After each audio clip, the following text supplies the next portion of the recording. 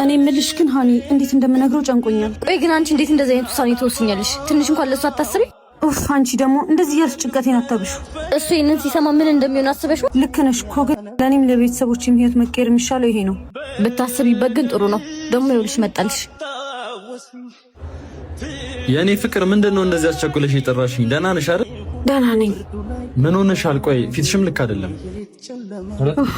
ምን ብዬ እንደማስረዳህ እራሱ አላውቅም። አረ በጣም ግራ እያጋባሽኝ ነው። ቆይ ለምን አትነግሪኝም? በጣም ትልቅ ችግር ተፈጥሯል። ምንድነው እሱ? የምን ችግር ነው? ላገባ ነው ዳግም። ምን ደግሞ እንደዚህ ነቀል ጀመርሽ? እየቀለድኩ አይደለም ዳግም።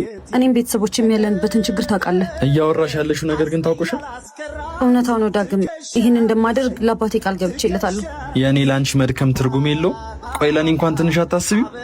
ምርጫ ባጣ እኮ ነው ዳግም። ደግሞ ብዙ ጠበቅኩ፣ አንተም አረፈድክ። እና ከዚህ ሌላ አማራጭ የለም እያልሽኝ ነው? አዎ አማራጭ የለኝም። ካንተና ከቤተሰቤ ለመምረጥ ተገድጃለሁ። ስለዚህ እስካሁን የነበረው ፍቅር የውሸት ነው ማለት ነው? በቃ ከዚህ በላይ ህመም አትጨምርብኝ፣ ተወኝ። ይሄ ነው በቃ የመጨረሻ ንግግርሽ? ይቅርታዬ ምንም ላይጠቅምህ ይችላል፣ ግን ይቅርታ። የአንቺ ይቅርታ የኔ የተሰበረ ልብ አይጠግንም። አንቺ ማመኔ ትልቅ ስህተት ነበር። የኔን ማና የልኛ የፍቅሬን ሰቀቀን የኔ ቆንጆ